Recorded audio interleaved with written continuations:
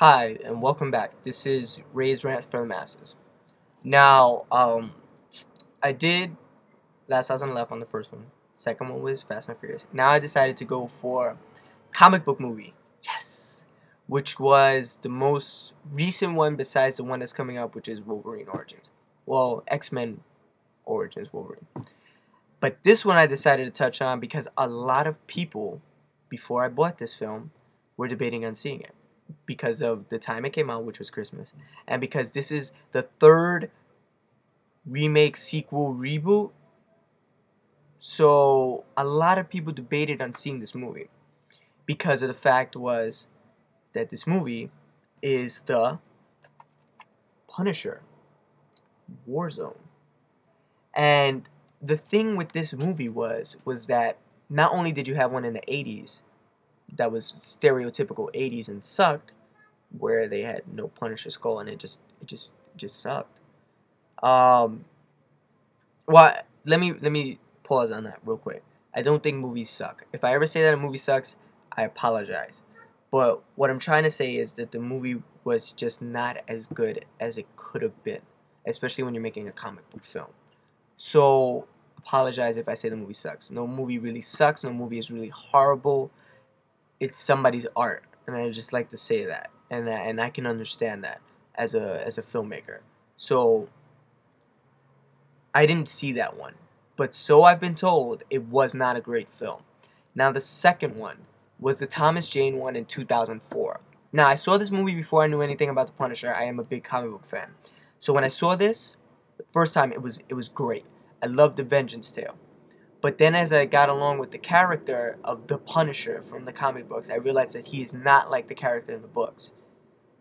He is, but he isn't. He doesn't look like him. I felt that there was too many shirtless scenes, but this is not a review of that movie. The review of this movie is for Punisher Warzone. So when I saw this one, I didn't know what to expect. To be honest with you, when I saw the trailer, I felt that most of the action scenes looked like they were in one shot, which kind of frustrated me because I was like, if this movie is only action in one part of the movie, then it's not Punisher. It's called Punisher Warzone because it's a war zone. So I saw the movie, and as a Punisher fan, it was like the comic book, which I love when movies are like the comic book because the way I see it is that if you're gonna interpret a comic book and make it into a movie or make a remake, you have to at least stay true to the first one.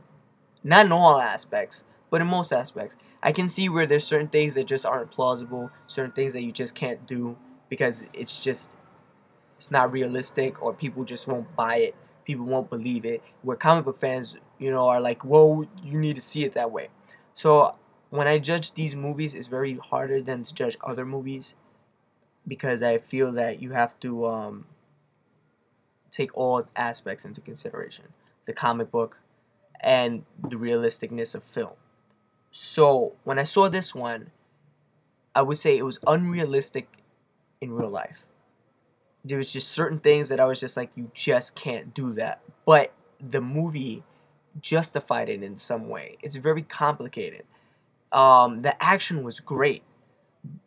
The character development wasn't there. But then again, the character of Frank Castle does not develop at all. He's a man who is on a mission to kill people, and that is it. As for the story was okay. I felt that it was just a test. It was more like a if you like this movie, we will do more.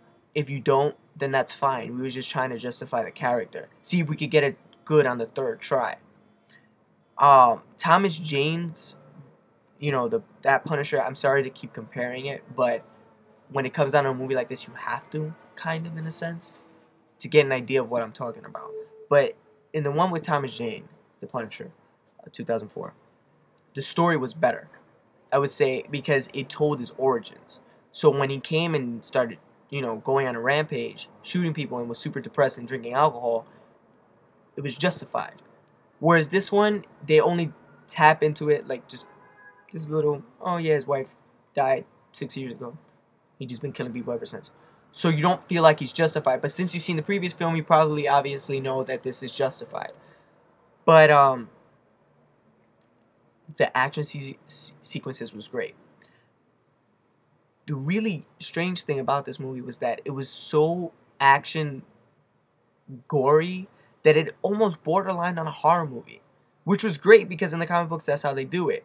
But it's something I've never seen before, I guess, where the guy actually was killing people and you saw like decapitations, you saw like breaking spines, you saw gunshots where heads explode. Like you only see that in zombie movies, and zombie movies is horror. This wasn't horror. It was an action movie, and I was like, dude's face exploded. What the hell is that about? But it was great. And the first sequence, well, to me, the first part of the movie was the best part. I had to actually pause it and come back to it because I had a my head almost exploded on how much action was in it. I was just like, what is going on? But it was good. So if you're a Punisher fan, hardcore Punisher fan, I would see it. There was only one thing as a Punisher fan that I frustrated the hell out of me. Jigsaw had a brother. If you don't know, Jigsaw is the arch nemesis of Punisher. And in the comic books, he doesn't have this brother. The brother was kind of psychotic. And I felt that there was certain things between these two actors in the movie that led to homosexual innuendos. So I was like, it's kind of gay. Not that I got anything wrong with that. It was just they're brothers, and it was like kind of bizarre. I mean, they're psychotic, both of them. It's just the way they interacted. I was just like border homosexuality, incest type of thing, and it just felt kind of weird. But on a good note, that character was psychotic, but I felt instead of being scary psychotic, like I wasn't really intimidated by him. I felt more like he was a fool until he got into a hand-to-hand fight with Punisher. Then I was like, holy crap, where did this come from? This dude is kick-ass. But I still wish that they didn't add the character in there, because what ended up happening was that I felt that since he took on the brother before he took on Jigsaw, Jigsaw was a great character, but once hand-to-hand combat came into play, Jigsaw just didn't live up to it. I mean, usually when you play, like, when you read a book or you play a video game even, the first boss is always weaker than the last boss. So I felt like when you're watching this, he goes to the first boss and kicked more ass than the last boss. So you're just like, oh, so I led up to this, and it's a disappointment. But everything else, if you are a Punisher fan, I suggest you watch this. And if you have seen this, please comment and tell me what you think, because I feel like I'm the only person on this earth that actually saw or bought this movie. So I just want to know what you guys think. So yeah, that's my, this is kind of short, it's like 1 minute short, but yeah, so that was my review. I will give this movie, I'll give it like a 7, I guess. Yeah, I'll give it around a 7. Wow, I keep giving movies like 6 or 7. But yeah, so I'll give it a 7. Watch it. If you don't like these like comic book movies, or you're disappointed by them, like a lot of comic book fans are, rent it and see it. It's definitely worth catching. And yeah, that's basically it. So this is Ray's Rant for the Manses. Please subscribe, rate, comment, and I'll catch you on the flip side.